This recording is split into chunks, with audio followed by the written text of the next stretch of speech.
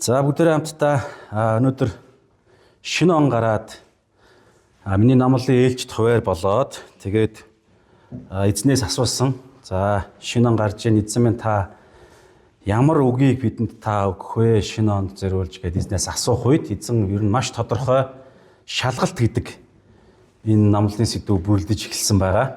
Тэгэхээр өнөөдрийн номлын сэдв бол шалгалт болно шүү гэдэг энэ анхааруулга маягтай үг байна. Шалгалт болох гэж байна 2026 онд. За тэгээд бичсэн хэсэг бол 2 дугаар Коринт 13-ийн 5. Та нар итгэлд байгаа эсхээ шалга, өөрсдийгөө судал. Эсвэл Есүс Христ та нарын дотор байгааг та нар өөрсдөө мэддэггүй юм уу? Та нар үнэхээр шалгалтандаа ондоггүй юм бол. Амен. За шалгалт гэдэг үгийг сонсох үед танд ямар мэдрэмж төрж байна? Мэдрэмж. Энэ гой мэдрэмж төрж гинөө эсвэл бол нэг сөрөг мэдрэмж төрж гинөө. Шалгалт болох гэж штэ гэж сонсохоор. Сөрөг байгааз те. Айдас те яана гэж санаа зоволт төгшүүр. Тэгээд нэг тайван бос, амар тайван бос. Тэгснээ бүр төгшөөсөн уурч хурж магадгүй. Ямар ядаргаатай дахиад шалгалт вэ гэд. Тэгэхээр их сөрөг мэдрэмж төрнө. За шалтгаан нь юу вэ гэхээр 2 дугаар Коринт 13-5 дээр энэ шалга гэдэг үг байгааз та нар өөрсдийгөө шалга. Тэгээ энэ үг нь болохоор грекээр пайрезо гэдэг үг байгаа байхгүй юу? Пайразо гэдэг. Тэгээ энэ үг нь болохоор Библиэлд Матай 4-р бүлгийн 1-3 дээр яг бидний сөрөг мэдрэмж мэдэрж байгаа шалтгаан эндээс харагдаж болно.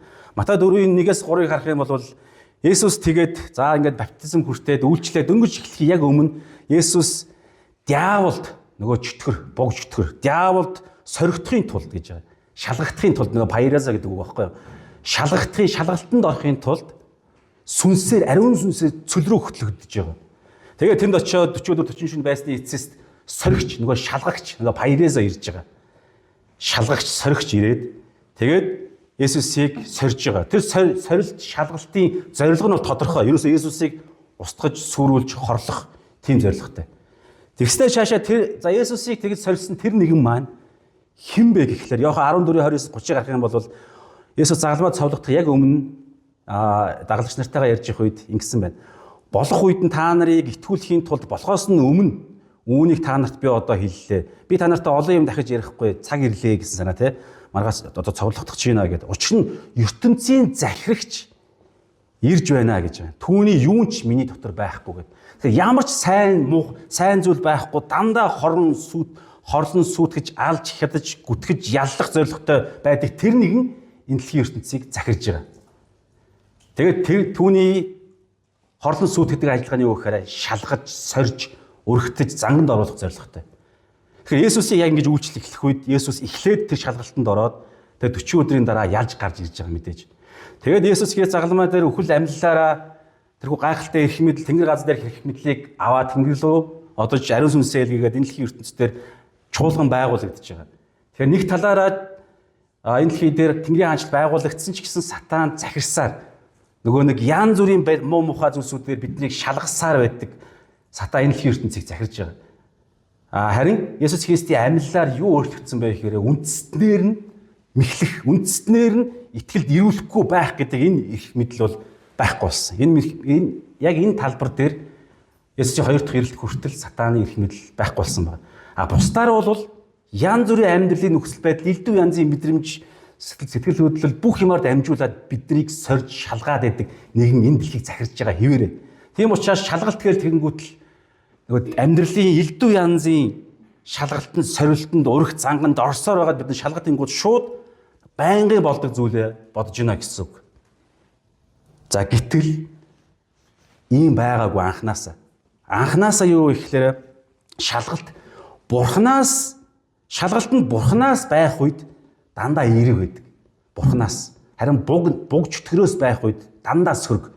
Эерэг гэж харагдсан ч гэсэн дандаа сөрөг. Сонголтууд, шалгалтууд, өрх зангууд, нөхцөл боломж бүх юм. Харин бурхнаас шалгалт байх үед тэр нь дандаа эерэг байдаг. Бүгдээр харах юм бол Эхлэл 1:31 дээр бурхан бүх зүйлээ бүтээж дуусаад Эхлэл 1-р бүлэг бол ингээд бүх зүйлээ бүтээсний ингээд томоор нь хэлсэн бүлэг байгаа. Бүгдийг нь. Тэгээ хоёрдугаар бүлэг дээр яг хүнийг яаж бүтээснийг нь дэлгэрүүлж тайлбарлаж байгаа. Тэгэхээр эхлээд нэгдүгээр бүлэг дээр бүх зүйлийг бүтээж дуусаад өөрийнх нь бий болгосон бүгд нэн сайн болсныг бурхан харлаа гэж байгаа. Нэн сайн. Тэгэхээр нэн сайн гэдэг нь ингээд яг юу сайн гэдэг нь яг юу хэлж байгаа юм гэхлээр бурхан өөрт бурханд сайн гэдэг өнцгөөсөө биш. Хүнд зориулж бүх зүйл бүтээгдэж хүний төлөө бурхан тэр хайраараа бүх сайн сайхан зүйлийг бүтээгээд хүнд сайн гэдэг энэ санаа. Тэгэхээр бүх бүтээгдсэн зүйлс бүгд хүний сайн сайхны төлөө байгаа. Гоё, хүнд ашигтай, хүний сайхан зүйл. Тэгсэн чинь энэ дунд нь шалгалт байгаа байхгүй юу? Шалгалт. Хамгийн анхны шалгалт. Смогийн орчуулга яг гоё ингээд сүүлийн стандарт монгол орчуулга яг энэ дээр маш тодорхой харагдаж байгаа. Гоё тэр үгээр нь бас орчуулсан. Тэр утгаараа оруулсан байгаа. Эхлэл 2:16-аас 17 дээр түрүүлсэн шүү дээ. Бурхан өөрийнхөө дүр төрхийн дагуу хүнийг бүтээж байгаа. Эр имээр нь бүтээж байгаа. За тэгээ нэгдүгээр бүлэг дээр. Тэгээ нэн сайн гэдэг. Гэтэл хоёрдугаар бүлэг дээр зааж байгаарай. Болоогүй ийм амар явахгүй. Хүний талаар би илүү дэлгэрэнгүй ярмаар байна гэж яагаад Мосеогоор дамжуулан бурхан ингээд яг яаж бүтээснийгаа тайлбарлаж байгаа тэр бүлэг байхгүй юу. Тэгэнгүүт яг наривчлаа тайлбарласан чинь эмэгтэйг бүтээхээс өмнө эрэгтэйг бүтээсний дараа эрэгтэй хүнтэй нөхөртэй эхнэрийг бүтээхээс өмнө нөхөртэй бурхан гэрээ байгуулж байгаа. Тэгээд түүнд анхны тушаал өгөгдөж байгаа. Тэр тушаал нь өөрөө шалгалт байна.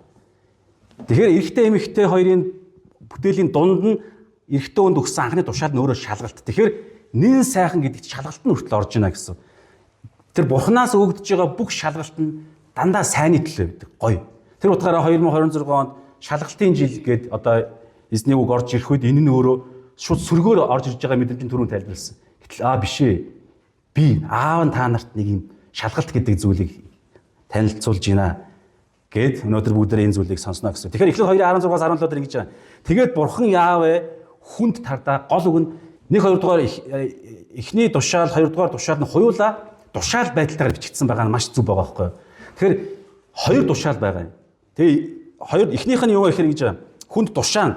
За эхнийх нь болохоор маш гоё зүйл. Хийгээрээ гэдэг. Хоёр дахь нь битгий хийгээрээ гэдэг тушаал. Тэгээ энэ өөрөө ингээд шалгалт сорилт байхгүй юу. Шалгалтанд орж ийнэ гэсэн. Хүн сонголтоо хийснээрээ. Тэгээ хуйлаа сайнны төлөө гэсэн. Тэгэхээр эхнийх нь юу гэхээр чи энэ цэцэрлэгийн аль ч модны жимснээс хүсснээрээ идээрээ гэдэг энэ тушаал. Ойлгосноо би чамд тушааж ийн шүү. Миний жаргалыг, миний гоё ивэл ирүүлийг хүртээрээ гэдэг энэ тушаал. Жаргаарай гэдэг тушаал нь ихнийх байхгүй юу. Энэ бүр хамгийн гоё. За харин гэд хоёр дахь тушаал нь юу гэхээр сайн муугийн мэдлэгийн модны жимснээс бүү ид гэж байгаа. Битгий ид. Түүнээс идсэн чи түүнээс идвэл тэр дороо гарцаагүй үхнэ гэж ярьж байгаа. Тэгэхээр энэ болохоор анхны тушаал байна. Харах юм бол анхны тушаал буюу анхны шалгалт.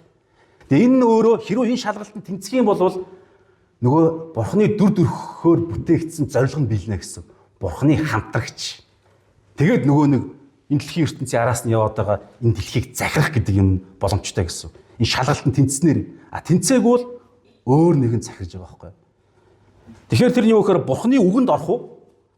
Бурхны үгийг биелүүлэх үү? Биелүүлэх үү? Эсвэл буг чөтгөрийн үгэнд орж буг чөтгөрийн үгийг хазажтай биелүүлэх үү гэдэг энэ сонголт байгаа. Тэгэхээр бурхны үгийг биелүүлэх юм бол хүн өөрөө Адам Ява хоёр өөрөө энэ дэлхийн ертөнцийг захираад энэ дэлхийн ертөнцийг эдэлж хэрэглээд ингээд мөнхөд сайхан амьдрна. Тэр Тэнгэрийн улсад тэр амийн мод нүртэл байгаа шүү дээ.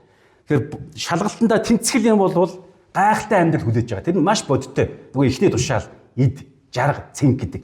2026 оны шалгалт гэдэг энэ байхгүй. Маш гоё юм байна. Гэтэ биднээс шалтгаална. Бурхны үгийг дагуу биелүүлэх үү? Эсвэл буг чөтгөрийн үгэнд биелүүлэх үү? Тэр нь өдөр тутмын бидний амьдралд маш тодорхой ер нь бол ерөөдөө байдаг. Харин бурхны үгийг биелүүлэх юм бол дэлхийн ертөнцийн хүн өөрөө бурхантай хамтарч энэ дэлхийн ертөнцийг бурхныг эзнээ болгосон тэр нэгэн энэ дэлхийн ертөнцийг захирна. 2026 онд ч гэсэн та бурхны үгээр явах юм бол та бурхантай хамт өөрийнхөө амьдрал дээрх талбар болгоноо захирна гэсэн. Харин буг чөтгөрийн үгэнд орж шалгалтандаа буруу тестийн хариу бүглэх юм бол сатан дэлхийг захирна. Тэр утгаараа түрүүн хэлсэнтэй сатан энэ дэлхийн ертөнцийг захирж байгаа. Есүс өөрөө хүлээн зөвшөөрсөн. Тэ энэ дэлхийн ертөнцийн захирагч ирж байна гэдэг. Тэгээ энэ дэлхийн ертөнцийн захирагчийг Есүс тун утгагүй хоёр дахь ирэлтээрээ бүрэн устгана. Тэрнээс наан бол ийм шалгалт байн байна гэсэн үг. Тэгэхээр бурхны үг хардаа маш сонирхолтой. Битгий эд гэдэг нэг хоёр дахь тушаал байна. Эхнийх нь болохоор эд гэдэг тушаал. Тэ хоёр цогцол байгаа шүү дээ. Та харах юм бол ингэж байгаа. Эфес 5-ын 18-аас 20 дээр байна шүү дээ, тэ. Нөгөө сайн сайхан зүйл чинь шин гэрээний хэлбэрээр бичигдсэн байдал нь. Бурхны үгийн дагуу яв. Тэгэх юм бол тэр нь юу вэ гэхээр эд эхний тушаалыг биелүүл. Энэ цэцэрлэгт байгаа бүх сайн сайхан юмыг эд. Тэгсэн чинь одоо бид нар шинэ гэрээнд амьдарч байна. Эдийн цэцэрлэг байхгүй. Аль эзэний яваад өгсөн. Салцсан. Харин Есүс Христийн тэрхүү загалмайн сайн мэдээгээр дамжуулан ариун сүнс бууж ирснээр сүм чуулган гэдэг зүйл байна. Сүм чуулган өөрөө эдийн цэцэрлэгийн шинэ гэрээний хэлбэр нь баггүй юу. Тэгээ энэ цэцэрлэг дотор бүх эхний тушаалын бүх сайн сайхан зүйл байгаа. За тэр нь болохоор ямар хэлбэрээр байгаа гэхээр шинэ гэрээнийх нь хэлбэр нь Эфес 5-ын 18-аас 20 дээр ингэж байгаа. За дарсанд бүү согт. Бүү гэдэг санаа байгаас битгий гэдэг дандаа шалгалтанд дандаа байгаа. Зүгээр л ингээл итгэж болсон юм чинь аврагдсан юм чинь хүсснээрээ мэдрэгдснээрээ урд гарч ирж байгаа юм болгоныг хийгээл ингээл яваалах юм бол болно гэсэн чинь үгүй. Дандаа шалгалтанд бид нар орно. Дандаа сонголтоо хийж явна. Тэн дээр бол одоо энд гарч иж байна те. Дарсанд битгий сонгот. Битгий өөрийнхөө мэдрэмжэндээ өөрсдийнхөө ойлголтондоо түшгэлээ. Дарсанд бүү согтор харин яг ба гэхээр сүнсээр дүүр гэж байгаа. Ариун сүнсээр дүүр. Эдийн цэцэрлэгдэх тэрхүү сайн муу мэдлэгийн модны жимсээс бусад бүх модны жимсний тэрхүү шим тэжээл витаминуудаар дүүр гэдэг санаа. Ариун сүнсээр дүүр. За энийг хийж явах юм бол шалгалтандаа дандаа тэнцэнэ гэсэн. Тэгээ чааш нарах юм бол яаж дүүрх юм? Тэр жимс нь хаана байгаа? Мэдээж сайн мэдэнд ирэхэд ариун сүнс итгэх үед ариун сүнс ороод ирнэ. Гэхдээ ариун сүнс биднэртэй зөвхөн хамтарч л ажиллана. Ариун сүнс бидний урдуур хүчрхийлж орж ирэхгүй. Биднэрт эрх чөлөө нь гараад ирсэн учраас робот биш. Тэ бид нар өөрсдөө ариун сүнстэй хамтарч харин ариун сүнстэй хамтрах тестийг бүглөөд ариун эхнийхээ тушаалаа буюу тэрхүү бүх сайн сайхыг авч эдэлж хэрэглэе. Бүх жимсийг эд гэдэг тушаалын дагуу ариун сүнсний дотор байгаа бүх үр жимсүүдийг нь эд. Ариун сүнсний 9 үр жимстэй бүх үр жимсүүдийг нь эд гэдгийн тушаалыг нь биелүүлээд энийг хийх үед тэр бүх сайн сайхан зүйл. Арга юм бол ингэж байгаа. 4 зүйл байгаа. Бид нар бас сайн нөхөлөхөд ярилцж ирсэн. Энэ чуулган дээр болдог зүйлс. Чуулган төвтэй амьдрал дээр нөгөө эдийн цэцэрлэгт болж байгаа. Эдийн цэцэрлэгт байгаа нөгөө нэг гоё жимсүүд чинь. Тэгээ энийг сонгох уугүй юу гэдэг 26 он та нарт ирж байна гэсэн. Та нар энэ ариун сүнсний 1-р тушаалыг сонгож тэр Бурхны эдийн цэцэрлэг бүтээсэн тэр бүх гоё жимсүүдийг идэх үү? Энийгээ идэж хахад сайн муу мэдлэгийн мод жимсээ энэ минийгээр яад энэ чинь ийм гоё хардаа гэж тоолохын аргагүй маш гоё нууц сюрприз байгаа байхгүй. Тэрийг идэх болгон шим тэжээл чинь бидний улам Бурхан шиг болгоод улам ариун сүнс дүүрээд ариун сүнсээр хүчтэй болж байна гэсэн. Итгэж хүмүүсийн хувьд. Тэгээ тэрхүү ариун сүнсээр дүүрсэн мэрэгүү ухаан чинь яг битгий гэдэг зүйлийг хийхгүй байхад маш амархан хүчтэй болно гэсэн. Элдв янзын дом мон арх тамхи өглөө босоод мөргөлдөө ирж чадахгүй байгаа тэрхүү сул дорой байдлыг цаанаас нь тэр витаминууд нь ингээд амар амархан болно гэсэн. Маш амархан бие биенээ хайрладаг, амархан уучлалгүйчдэг, амархан цуглаандаа өглөө босчдаг, амархан сайн мэд тараахад ингээд цаанаас хүчээрээ өөрөө мэдлгүй ингээд амар гоё витаминлэг амар гоё. Тэр зүйл нь юу вэ гэхээр 4 зүйл байгаа. Магтаалын оршихуй. За магтаалын оршихуй дээр маш тодорхой нэг юм зүгээр нэг юм олон юм мэдээж хэлж болно. Гэхдээ яг энд нэг юм хэлмээр байгаа. Манай цуглааны явд мэдээж ингээ бүх чуулганы ялгаагүй. Тэрний юу гэхээр магтаалын цаг дээр нэг л зүйлийг цөмөр хэрэгжүүлчмээр байгаа. Чанга дуулах гэдэг бүр албаар чанга дуулах. Амаараа чанга дуулахгүй бол сэтгэлчин дагаад чангахгүй заяа. Чанга дуулах үед сэтгэлчин шууд долгионоор юу мэдрэх вэ гэхээр миний вибратораараа ингээ чанга дуулах үед хоолойч улаа чи ингээ вибратораараа юу мэдрэх вэ гэхээр гоё байна. Ямар гоё юм бэ гэдэг юм. Тэгэхээр чанга дуулахгүй юу гэдгээ сүнсээрээ тэр дууны үгийг хараа та бол алдар зохистой гэдгийг би сүнсээрээ мэдрээд би энд итгэдэг. Тийм ч энийг би тунхаглая. Ичж байгаа мэдрэмжүүдэр ч юм уу санаа зовж байгаа мэдрэмж дугаа бай чи.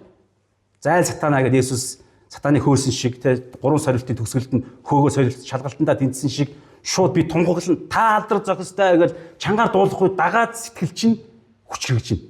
Тэгээ махан бичүү хүртэл сэтгэлээ дагаадаас хүчрэгжинэ гэсэн. Тэгэхээр юу гэхээр магтаалын цаг юу гэхээр нэг юм шивэндэг цаг биш байхгүй юу? Дуу, шүлэгний цагч биш. Мэдээж шүлэг мөл янз янзын байдлаар байж болно. Гэхдээ амнаасаа дуу гаргана. Тэгээ янз янзын нөгөө нэг сатанч өөрөө магтаалын ахлагч байсан шүү гэж гаргаж иж болдог. Яг Библиэр тэр үг нь байхгүй ч гэсэн ингээд судлалт ингэж хийж холбож тэрнийх нь ч гэсэн бас санаанууд нь байгаа. Тэгэхээр сатан биш нэ магтаал гэдэг зүйл нь ингээд хамгийн Бурхантай ойрхон байдаг нэгэнд л өгөгддөг датанууд байхгүй юу? Магтагч нар Бурханы тэрхүү хамаг энэ дээр нь байгаа мингэн цааш хүнжүүл ярьж байгаа шээ. Энэ дээр байгаа мингэн ямар гоё үзэсгэлэнтэй вэ? Манайс холоос л харагдахгүй байхгүй. Яг ойртой тайртай үнэ харсан чинь манай хайртай энэ дээр нэг мингэнтэй юм байна. Давхраагүй гэж бодсон чинь нууцлаг давхраа байдсан байж гэдэг юм. Тэгэл та бол нууцлаг давхраатай гэж дуулахаар л байгаа шүү дээ. Тэгэхээр тэр нарийн имийг ойрхон байдаг нэг нь мэднэ гэсэн үг байхгүй. Тэгэхээр сатан яагаад хамаг үннийг мэдээ тэгээд яг энэ дайсныг энэ худал хуурмыг үнийн юм шиг худлыг бий болгож чаддаг нь юу гэхээр жинхэнэ үннийг мэддэг байхгүй. Оригинал мөнгөний дэвсгэрт нь мэддэг учраас оригиналтай яг адилхан худлыг зохиож чадна гэсэн. Тэр утгаараа Магдалины цаг дээр биднийг нэг юм ялахад яг тийм сатан амар янз янзын ажлууд хийдэг. Тэр утгаараа энэ Холливуудын хөгжмийн индастри, хөгжмийн ертөнцид сатан бүр ингээд аимшигтай алдаршиж байгаа. Ингээд бүх элдв янзын ижил хүйснүүд амар одууд байна. Ингээд бөө юм болж байгаа. Тэгээд зарим бас нэг хүмүүс яадаг бүрээ гэдэг юм шиг тэг бүрээ болохоор яг Бурхныг одоо сатаанд яг энэ зөвхөн ингээд хувийн илчилт судлал модлоос гарч ирсэн зүйлс. Гэтэл надад хүрээд байдаг байхгүй. Бүрээ болохоор яг ингээд зөвхөн Бурханд байдаг Бурхны зэмсэг гэж судлууд бас байдаг байхгүй. Босод янз янзын утга ятга матх ч юм уу ингээд бөмбөр товчлоо өртөн тэ ингээд уцт хөгжим ингээд сатан ашиглаж чаддаг. Харин бүрээ гэдэг нь болохоор Бурхан сатаанд байдаггүй. Зөвхөн Бурханд байдаг. Өөрөөр хэл тэр бүрээ гэдгээр нь юу тэр судлал ярьдаг вэ гэхээр энэ улаан хоолой буюу энэ үг яриа гэрэл би бол зайл сатанаа гэдэг энэ эсвэл та алдар зохистой гэдэг юм анаасаа үг гарахгүй. Тэгэхээр энэ нэг юм одоо яг бүрээ гэдгээр ингээд холбож байгаа боловч хэлэх гээд байгаа санаа юу гэхээр ингээд үг байгаад байгаа байхгүй юу? Яг Бурхны үгээр хэлэнгүүт сатан шууд дуулчдаг. Тэгсэн наан ингээд мэдрэмж бодол зодороо бол надад чинь учир нь олж чадна шүү дээ. Наа чи миний мэддэг ертөнц утас төгжим бөмбөр зүрхний цохилт мохил би бол чадна. Харин яг үгээрээ бүрээ гаргаад ирэнгүүт сатан ингэчдэг байхгүй. Тэр утгаараа Магдал гэдэг тэр зүйл дээр манайс ингээд заавал хамаа нэмэр байгаа байхгүй. Би яг ингээд зүгээр мэдрээд байдаг ингээд яг нээхэд нэг юм саад болж байгаа. Тэгэхээр биднэрт тэр гайхалтай сонголт байгаа байхгүй юу? Ариун сүнсний тэр үр жимс, ариун сүнсийг дүүргдэг витаминаар дүүргдэг тэр гоё жимсээ идэх үү?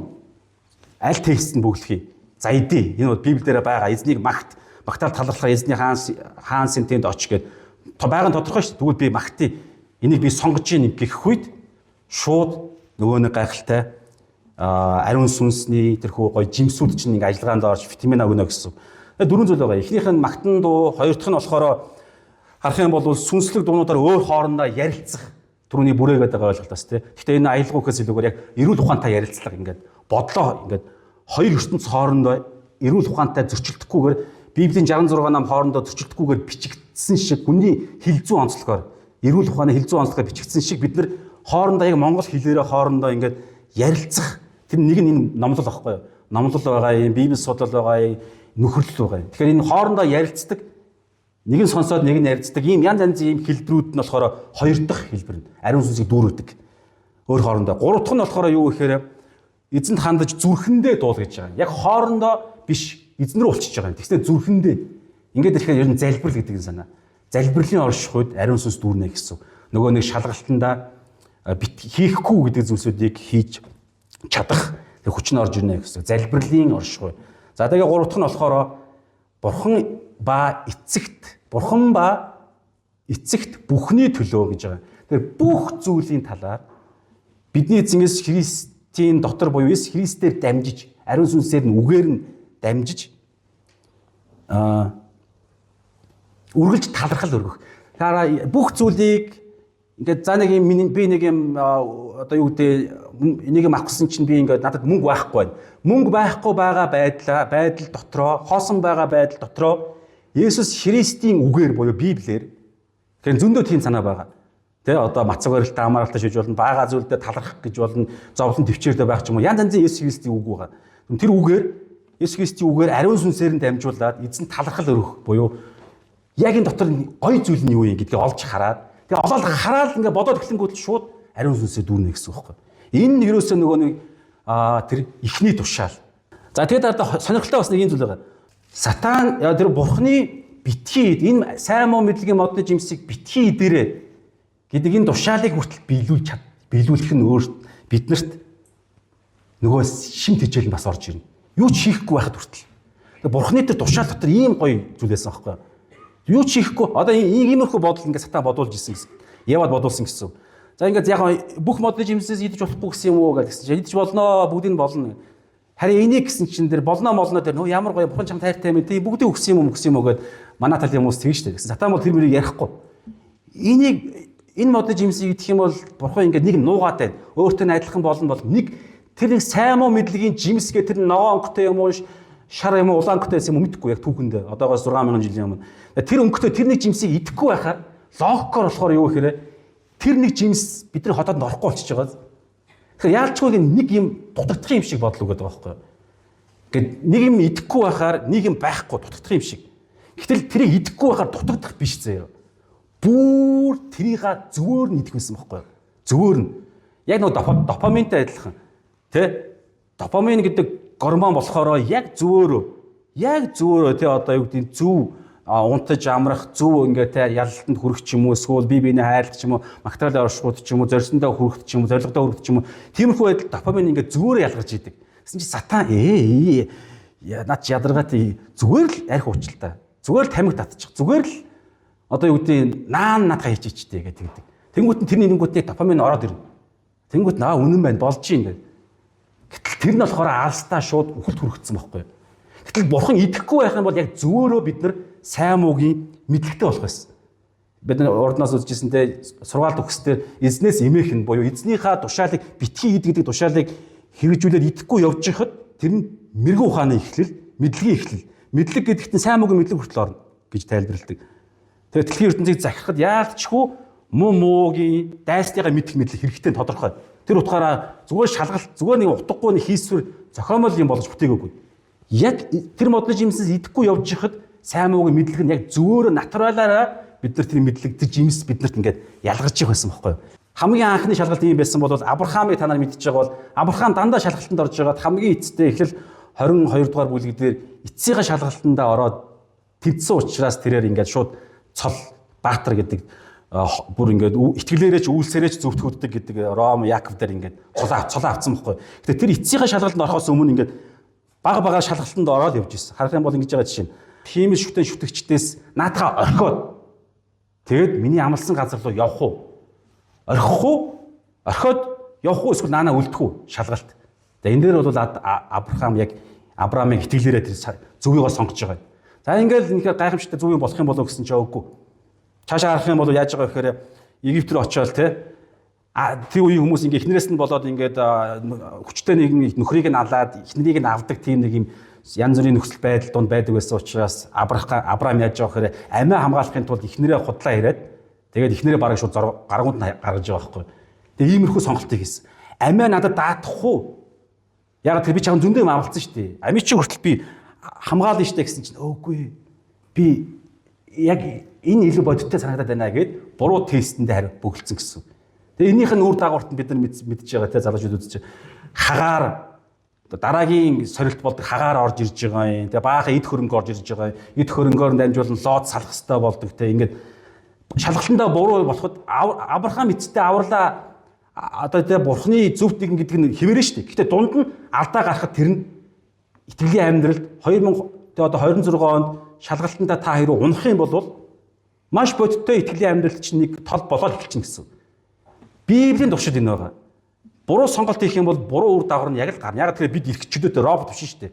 Бид эрх чөлөөтэй өөрөө мэдж байгаа л маш тодорхой хэлээд байхад л буруу сонголтоо хийх юм бол маш тодорхой үр дагавраа бид өөрсдөө гараа сонгоод авсан гэсэн.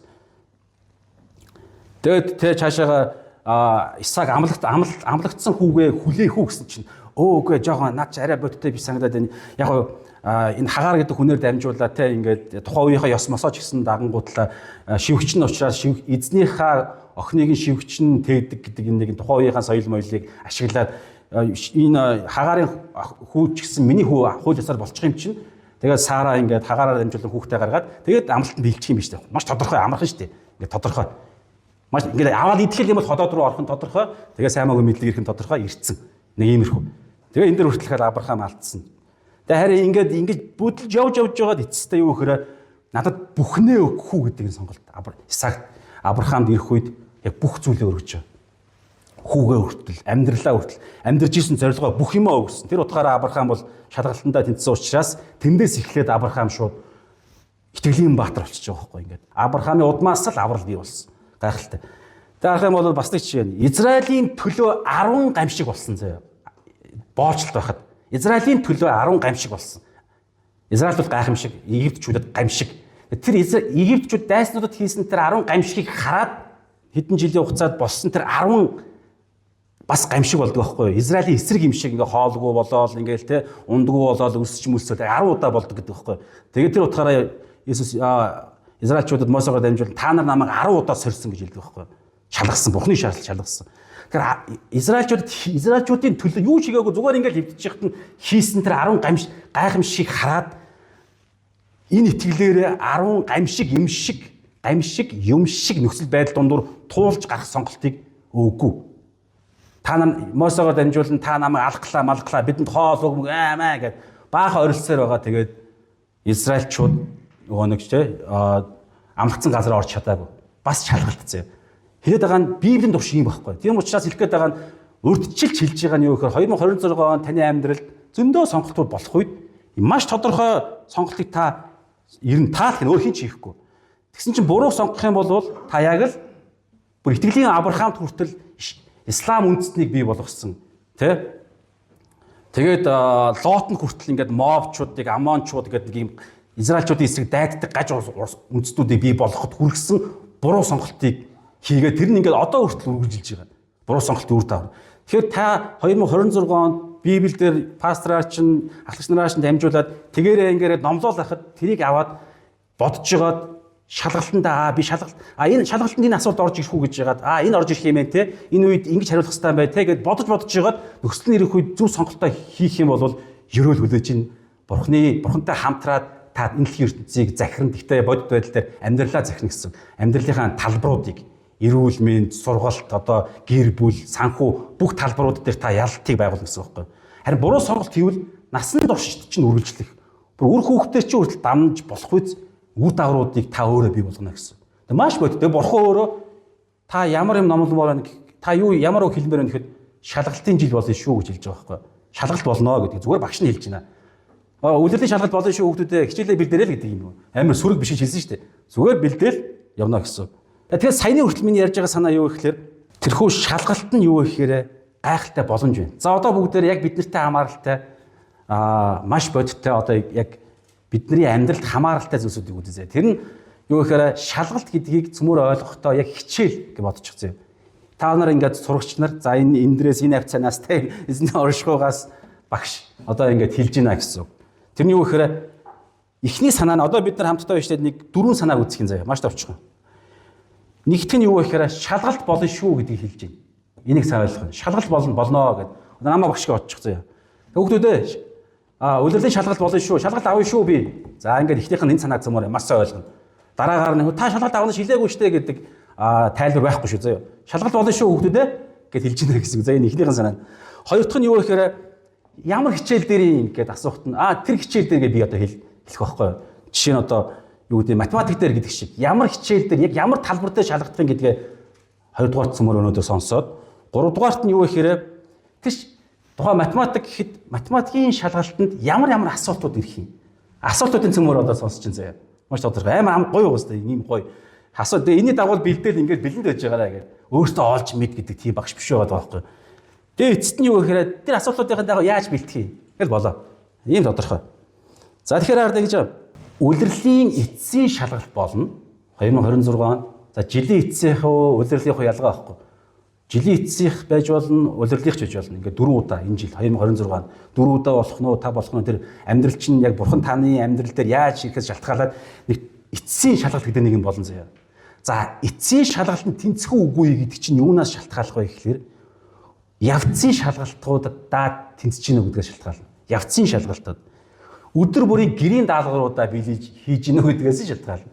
Гэрийн даалгавруудаа хийгээл яваад их юм бол эцсийн шалгалтанд та найдвар тэнцэнэ. Тэгштрийн хувьд бол юу гэхээр 7 хоногийн хэмжээтэй нэг юм үйлчлэл явагдаж байгаа. 7 хоног болгоно гэдэг нь 7 хоногийн үйлчлэлтэйгээр. Тэгэхээр өдөр бүрийн тохиолдол бүрийн тэгээ одоо эсвэл бүр нэг үйлдэл, нэг тохиолдол, нэг сонголт, нэг шийдвэр дээр хүртэл яригдана гэсэн. Тэр нэг шийдвэр чинь өнөөдөр би цуглаандаа явах юм уу? Ядраад байгаа учраас, найр хүрээд байгаа учраас унтах юм уу гэдэг чинь нэг гэрийн даалгавар байхгүй. Тэгээ энэ гэрийн даалгавар дээр эзний өдрийг ариунаар сахи, эзнийгээ эхлээд сонго. 7 дахь өдөртөө хамтдаа нөхрөл бие биенээ барьж байгуул, эзний үгийг сонс гэдэг тэр маш тодорхой үгээ хэлсэн байгаа зү. Асуулт нь тодорхой. Тэгээ энийг мэдж байгаа учраас би энэ өдөр энэ удаагийн гэрийн даалгаврыг би биелүүлнэ. Гэт өглөө найруулаад чамаагаа босоод ирэх юм бол та энэ гэрийн даалгавраа биелүүлчлээ гэсэн. Энэ мэдчлээ ингээд давтамжтай байнга юм болно гэсэн. Бүх зүйлийг хийх зүйл чинь гэрийн даалгавраа биелүүлж ийнэ гэдэгс шалтгаална гэсэн. Өдөр болгон. Тэгээ гэрийн даалгавраа биелүүлдэг нэг юм бол бурхантай хамтрагчийн амьдралаар амьдрна. Өөрсдийнхөө бүх талбаруудаа өндөрлгүүдэд захирна гэсэн. Өөрийнхөө сэтгэл зүйн, эмоцийн өндөрлөг, мэдлэгийн өндөрлөг, гэр бүлийн харилцааны өндөрлөг, тэгэл эрүүл мэндийн, санхүүгийн, дуудлагынхаа төлөө хол явах, одоо илгээлтийн үйлчлэлийн бүх өндөрлгүүдэд та өөрөө захирна гэсэн үг байхгүй. Түрүү хэлсэн шүү дээ. Өөрсдийнхөө дүр төрхийн дагуу бүтээгээд бурхан дэлхийг захирахгүй. Таны амьдралыг бурхан захирахгүй зөө. Таны амьдралыг та өөрөө захирна. Тэгэхээр нэг дээр энэ дээр гэж байгаа байхгүй юу? Бид өөрсдийнхөө дүр төрхийн дагуу бидэнтэй адилхан хүнийг бий болгоод тэгээд тэднэр хардаа бурхан өөрөө биш. Тэднэрээр Адам Эва хоёр захирна. Далайн загас, огторгон шувууд, мал адгуус бүх газар дэлхий газраар мөлхөж бүгдийг захируулъя. Бид нар захирах байхгүй юу? Харин бид нар өөрсдөө бурхантай хамтарч захирна гэсэн. Гэхдээ бид нар жолоог таны амьдралыг та өөрөө захирна гэсэн үг. Тэгэхээр өдөр болгоны гэрийн даалгавраа та биелүүлэх хэрэгтэй гэсэн. Тэгэхээр ингээд байнгын энэ зүйлээс чинь шалтгаалж та эцсийн шалгалтандаа ялна гэсэн.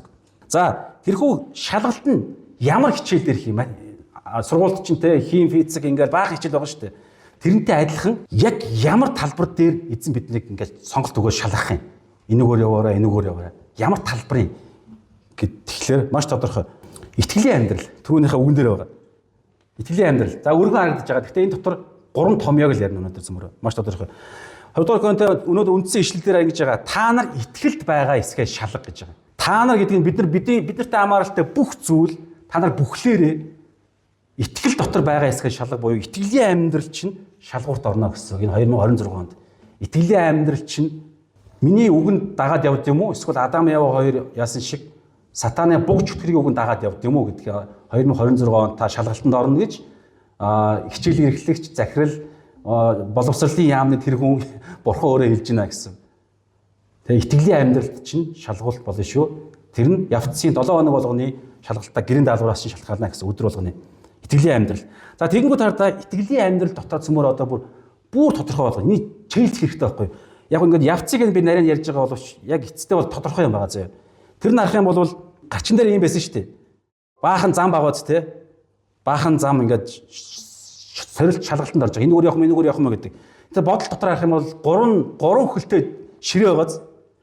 Тэгэхээр итгэлийн амьдрал гэдэг яг 3 хөлтэй ширээг бодчих зөө. 3 хөлтэй ширээ. Тэгэхээр 3 томьёо 3 итгэлийн амьдралыг чинь дэмжиж идэг 3 зүйл байгаа ерөөсөө. Бүхэлд нь. Тэгээ 3 хөлтэй ширээг та анзаарч байвал 3 хөлтэй ширээ бол газрын давхарга хэлбэр ямар байхаас үл шалтгаалаад дандаа сая биний донс ингээд доор нь мэглээ шүү дээ те. Ингээд хэрэг 3 хөлтэй байх юм ерөөсөө яахгүй донслохгүй юу гэдэг лээ. Догонцохгүй.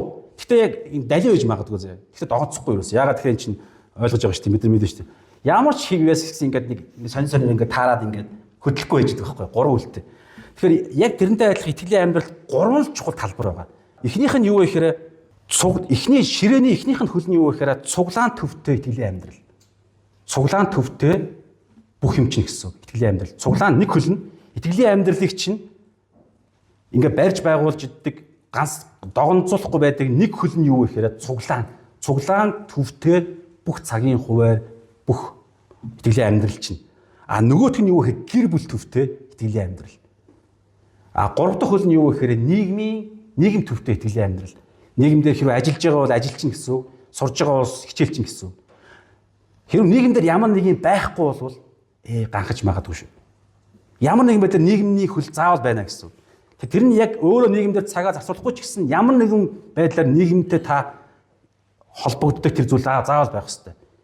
Цуглаан, гэр бүл, нийгэм гэдэг энэ 3 талбар дээр энэ 2026 онд Гуруула байгаад хүмүүс л шалгалтанд тэнцэнэ гэсэн. Гэтэ яг зөөрэ байгаа хүмүүст. Хоёр дахь нь энэ маш хурд явж байгаа. За одоо гурав дахь нь эцсийн шалгалтын асуултууд гэж байгаа зэ.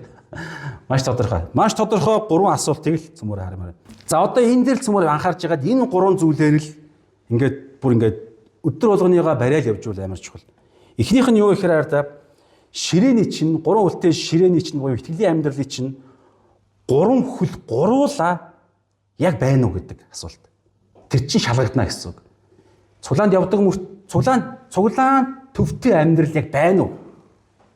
Хаяа маяа ирдэг мөрдөг биш. Яг цуглаан төвтэй тэр хөлч яг оршиж гин үү? Заримдаа байснаа, заримдаа хоёр үлтэй болцсон. Цуглаан цагийн хуваард чинь байна уу? Гэр бүлдээ цагийн хуваараа зохицуулж гин үү?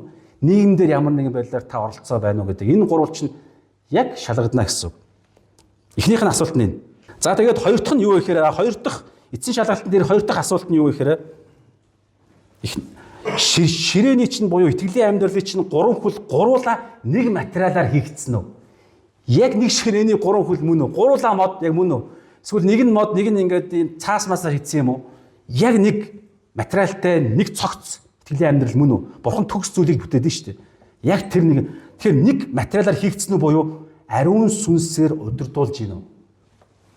Тэр бүх бие чи эргэтэн болгож судсаар нь цусгүйгээд нэг цогц бий болгодог шиг итгэлийн амьдралыг чинь 3 хөл гуруула ариун сүнсээр ингээд холбоотой итгэлийн амьдрал өрнөж гинүү гэдэг нь шалгагдана гэсэн. За энэ дээр түрүү ярьсан 4 зүйл байгаа гэсэн чинь цуглаан, магтаалын оршихуй, номлол, библи судлал, ярилцлага эдгээрүүдээр ариун сүнс чинь дүүрдэг гэсэн шүү дээ. Нөгөө таны 3 хөл чинь гуруула нэг материалтай болно гэсэн үг байхгүй юу? Тэгэхээр энэ нэг материалтай болгодог энэ 4 зүйл ариун сүнс энэ 4 зүйлээр та нарыг ингэж цаас байсны чинь мод болгоно гэсэн үг байхгүй. Тэр итгэлийн гэр бүлийн чинь амьдрал хэрүүл уруултай салах гад ч юм уу эсвэл байнгын асуудалтай байгаа тэр цаасан хөлий чинь модон хөл болгодог зүйл нь ариун сүнс. Ариун сүнс нь энэ 4 зүйлээр дамжиж ариун сүнс та нарыг ингээд материалыг чинь өөрчлөнө гэсэн, мөн чанарыг чинь өөрчлөнө гэсэн. Тэ магтаалын оршихуй, номлол, библи судлал, ярилцлага 2 дугаарх нь 3 дахь нь залбирлын цаг тэ 4 дахь нь болохоор талархал буюу итгэлийн чуулганы амьдрал бие биенээ урамшуулна, гэрчлэн, нөхөрлөн, хамт байна гэх янз янзын байдлаар бие биенээ барьж байгуулна. Ямар гоё юм баярлаа. Усанд яваад өгцөнөө баярлаа. Надад нэг цаа ягдаад өгж байгаа юм баярлаа гэх талархал. Ингээд ийм 3 байдлаар чуулганд ийм өрнөж.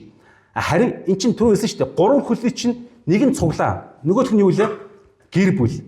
Дараагийнх нь нийгэм. Гурвуулан дээр нь яг энэ 4 хэлбэржэл яваад байна уу? Нэг материал мөн үү? Ариун сүнс яг дотор нь ингээд мөн чанараа нь оршиж байна уу? За хоёр дахь нь гэр бүл дээр.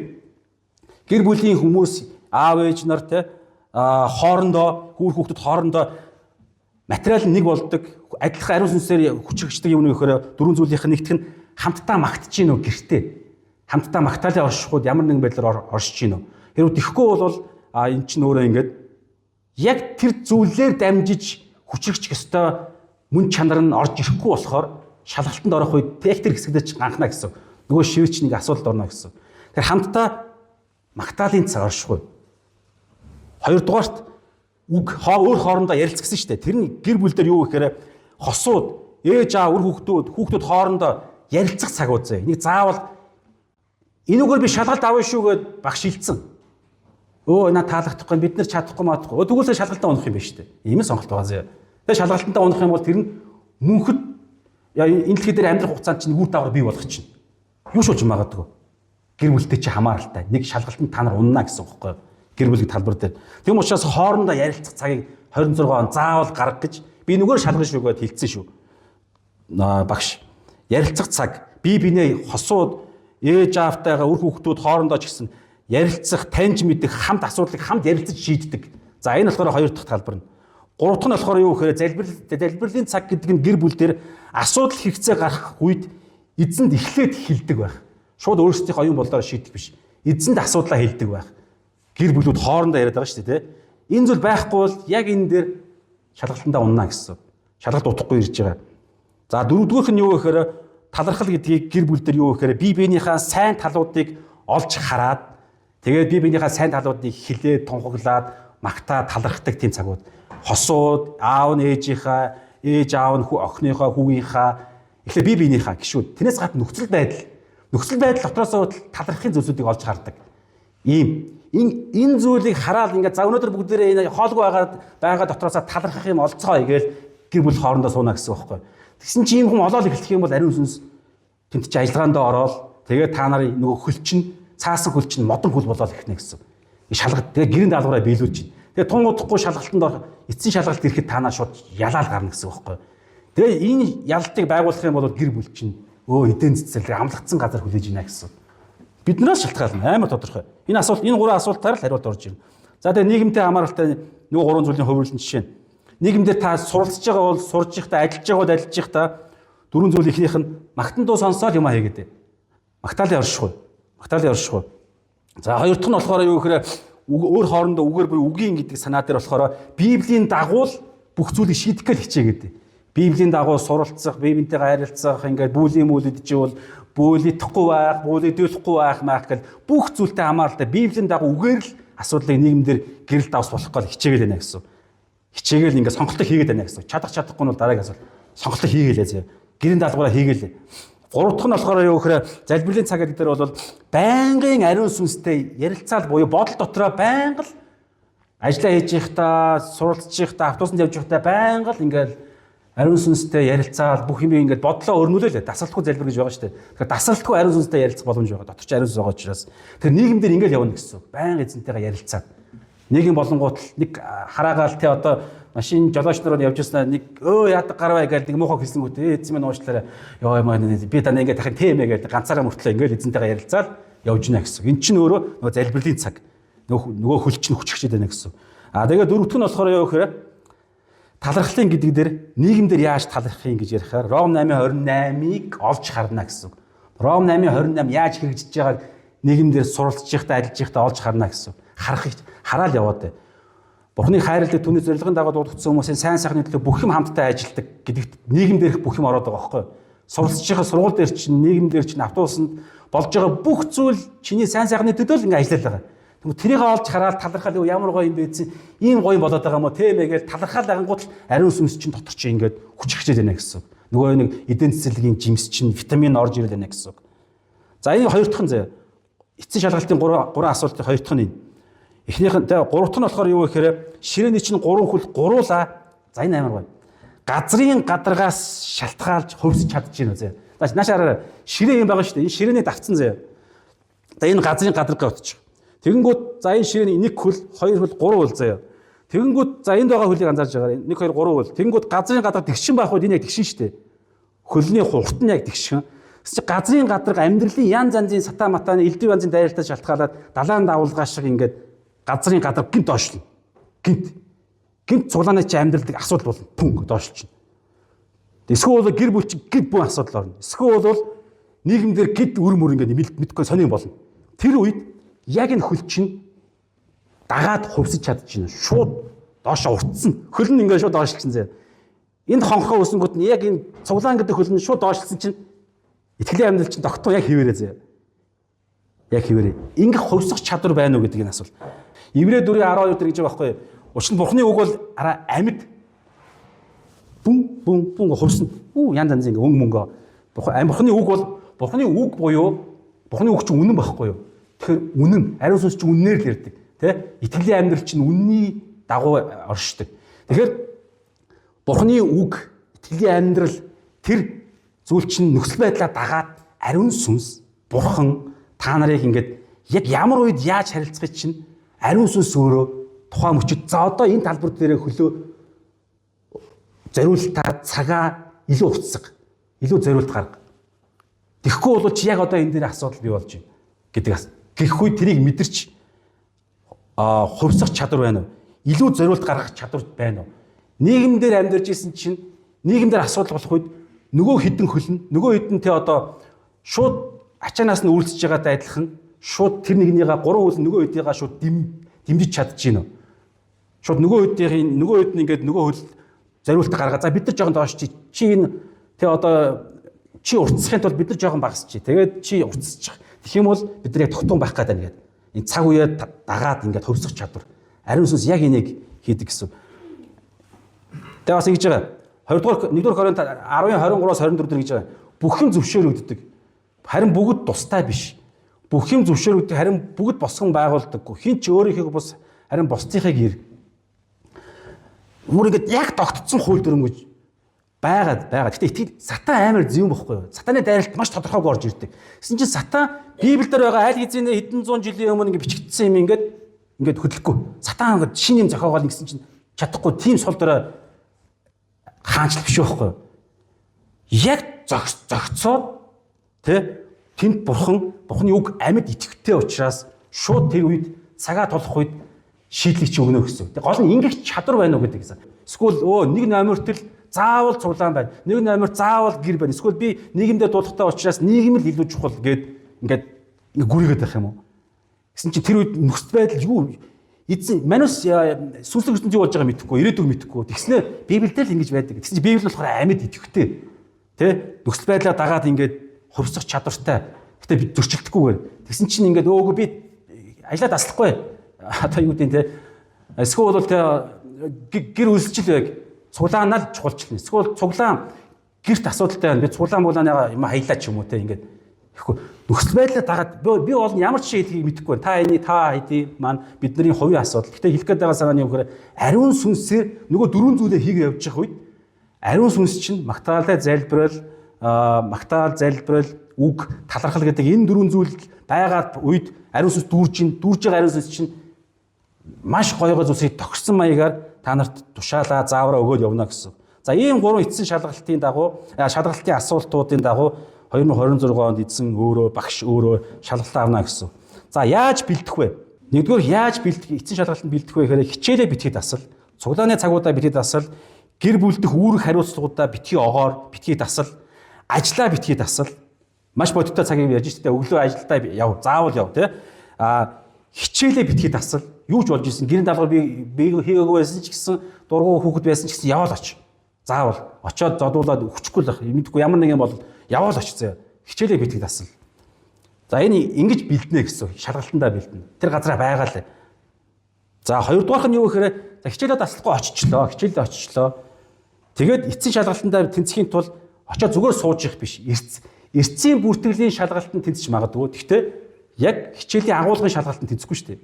Зүгээр суугаад унтчих юм бол харин тийм учраас хоёр дахь бэлтгэх зүйл нь юу гэхээр хичээлээ сайн сонс. Тэгсэн чинь жигч угаасаа хаагдахгүй шүү дээ. Зүгээр ингэ байж байгаа сонсож байгаа юм биш үү гэж үгүй шүү дээ. Ойлгох гэсэн. Сонс. Гэтэ ойлгох чадвартай ч гэсэн сонсохгүй ингэ уцаар олдож байгаа юм ойлгохгүй шүү дээ. Тийм учраас сонсох нь заавал ихэндээ. Сонсоод тэгээ ойлгоно гэсэн. Тэгсэн чинь хичээд сонслоо монгол хэлээр яаж тэгсэн чинь ойлгохгүй байна. Тэгээ миний буруу юм уу? Номлож байгаа хүний буруу юм уу? Багшийн буруу юм аа гэдэг нь шүү дээ. Буруу гэж болно. Хэцүү ярьсан байж болно. Тэгтээ шалгалт ирдгээр л ирнэ. Та шалгалтандаа унсан чинь багшийн ярьсныг би ойлгоогүй шүү дээ гэвэл огчнол их баг багш. Одоо үеийн багш нар бол. Тийм учраас яах юм? Хичээлээс сонс ойлгохгүй яах юм? Ирэл хаавал хийгээд асуугаад боломжтой биз дээ. Бидний фэйсбүүкээр биедээ хоорондоо ярилцаад ойлгохын тулд хичнээн гэсэн. Дуусгаад номлоосоо асууж болно ингээд чат GPT хүртэл монголоор хүртэл ойлгодог гэсэн. Зөндөө боломж биш дээ ойлгох боломж. Тань шалтгаан байхгүй. Тийм учраас цулаантай хамааралтай ийм зүйл яригдж байгаа шүү. Эндээ ирчин хичээлээ таслахгүй ирчээд номлол библийн хичээлийг ойлгоно бас биенийгаа сонсно ойлгоно. За гэр бүлийн талбар дээр явгаа гэхээр эхнэрээ сонс. Эхнэрээ ойлгоно гэсэн үг. Нөхрөө сонс, нөхрөө ойлгоно гэсэн үг. Хүүхдүүдээ сонс, хүүхдүүдээ ойлгох гэсэн үг. За энэ ингээд гэр бүлийн талбар дээрх яаж бэлдэх арга. Нийгэмдэр эрх мэдлэлтнүүдээ сайн сонс. Тэднийг ойлго, захирал махирал дээд албан тушаалтнуудаа сонслоо. Хэлэх гэдэг санааг нь ойлголоо.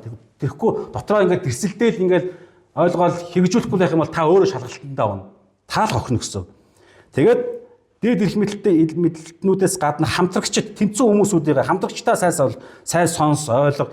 Хамт суралцагч нараа сайн сонс, ойлго. Тэрээс гадна нөхцөл байдлуудыг сайн сонс, ойлго. Нийгэмдэр болохоор хичээлээ таслахгүй хоёрдугаарт хичээлээ сайн ойлгох гэсэн. Нийгэм гэдэг талбар дээр нөхцөл байдлыг хүртэл сайн сонс. Тэгээ ойлго. Юу болоод байгааг. Гуравдугаарх нь за хичээлээ сайн сонсоод ойлгочлоо. Одоо гэрийн даалгавруудаа биелүүлнэ гэсэн. Гэрийн даалгавар чинь жинхэнэ жижиг явцсан шалгалтууд. Цаг тухайд нь хийсээр бай. Өөрөөр хэлбэл дээр ярьсан ойлгосон зүйлсээ номлолоос ойлгосон зүйлсээ хэрэгжүүлэх гэрийн даалгаврууд. хажууд байгаа бусад итгэлийн хүмүүсүүдээс ингээд манай энэ дээр ингээд ууралчт юм байна. Энэ үедээ ингээд тэлтрээд ингээд эмоцтой түргүүр гаргачт юм байна. Ойлгочлоо. Түргүү уурлахгүй байх гэрийн даалгавраа хийнэ гэсэн. Эсвэл эхнээ та ойлгочлоо, нөхрөө ойлгочлоо. Энэ манай ингээд юм тэгдэм байна ингээд ийм трауматай байна, ингээд юм тэгдэм байна. Ойлгоцсон. Одоо трийг нь нөхөх ч юм уу, трийг нь засах гад та гэрийн даалгавраа хийнэ гэсэн. Гэр бүл гэдэг талбар дээр. За тэгээд нийгэмдэр болохоор эрх мэдэлтнүүдүүдээ ойлгочлаа шүү дээ гэсэн. Яг захирлынхаа дагуу, багшийнхаа дагуу тушаалыг нь биелүүлэх гэдэг гэрийн даалгавраа хийнэ гэсэн. Маш тодорхой тий. За ингээд эдгээр зүйлсүүдийг хийнэ гэсэн.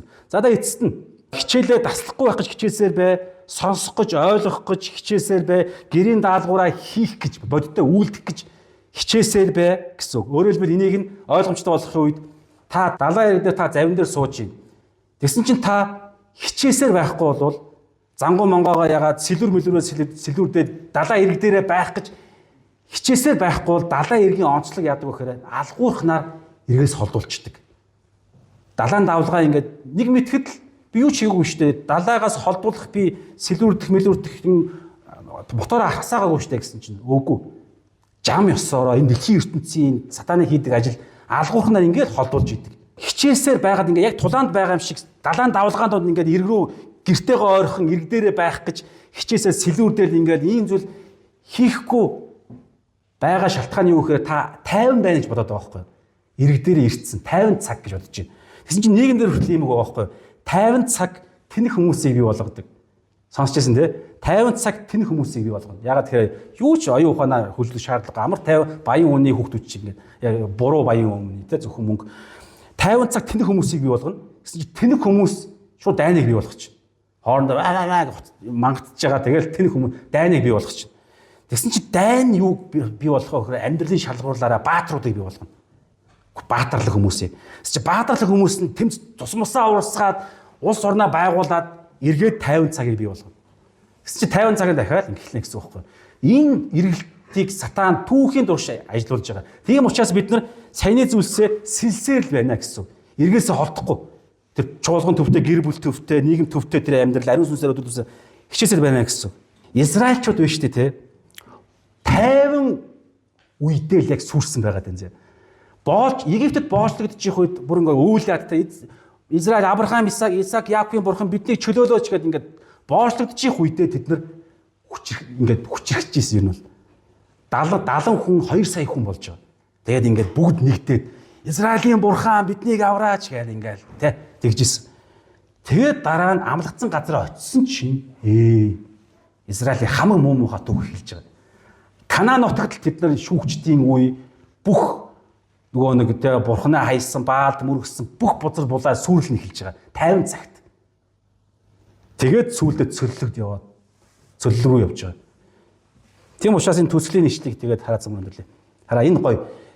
Нэгдүгээр Яаков 1:2-8 дээр ах トゥ нар минь элдвийн сорилтод орохдоо үүнийг бүрэн баяр хөөргөж үз. Шалгалтанд ягаад гэвэл бурхнаас гэж хэлсэн те бид нар итгэж нар учраас бүрэн баяр хөөргөж үз. Эцсийн шалгалт. Итгэлийн чинь шалгуур, итгэлийн амьдралын чинь шалгуур, эцсийн шалгалтууд, гэрийн даалгаврууд чинь гэсэн. Итгэлийн чинь шалгуур хатуужилт хүргэдгийг эргээс холдохгүй байгаль байна гэсэн. Ивэл ирүүл дээрээ. Хатуужилт хүргэдгийг та нар мэдэх билээ. Хатуужил нь төгс үйл байг. Үр дагавар нь бүргээ төгс зүйл рүү хатуужил наваачдаг. Тэгвэл та нар төгс бүтэн юугаарч дутахгүй. Нөгөө нэг энэ нийгмийн үзэд тараад байгаа араас нь хөөцөлдөд байгаа бүх зүйл ч орж ирнэ. Юугаарч дутахгүй. Мөнгө, санхүү, алдар, нэр, баяр, хөөр бүх зүйл ч орж ирнэ. Яг зөвөөрөө допамин гэдэг гормон ч ялгарна гэсэн. Юугаарч дутахгүй байна. Харин та нарын хэн нэгэн мэрэгүү ухаанаар дутвал бүх хүнд өгөөмрөөр буруу шалгуу өгч бурхнаас гуйг тэгээд түнд өгөгдөх болно гэсэн. Энэ шалгалт сорилтанд тэд яаж тэнцэх вэ гэдэг та гуйх юм бол найдвартай өгд. Харин гуйхгүй ярьчлаа эзэн тэгтэйгаа тэгж байгаа л болчт юм доо аврал алдахгүй эзэн бид нар тайртай гэдэг нэг томьёо зохиогоод буруу томьёо энэ томьёогоор шалгалтанд орохгүй саяны 3 томьёогоор л орно. Тэгэх юм бол та шалгалтанд ороод унана гэсэн. Унсныхаа дараа та залбирна шүү дээ. Эзэн минь ингээд ийм асуудалтай болчлаа тэгэж өгөөч ингэж өгөөч гэдэг. Дайл хизээний нэг зүйл чинь эргээс холтцсон ерөөдөө бол нэг боломж чинь нэг түүх өрнөдсөн нэг юм сөрөг түүх. Тэгээд мөнхийн шагналч хүртэл өөрчлөгдөнө гэсэн.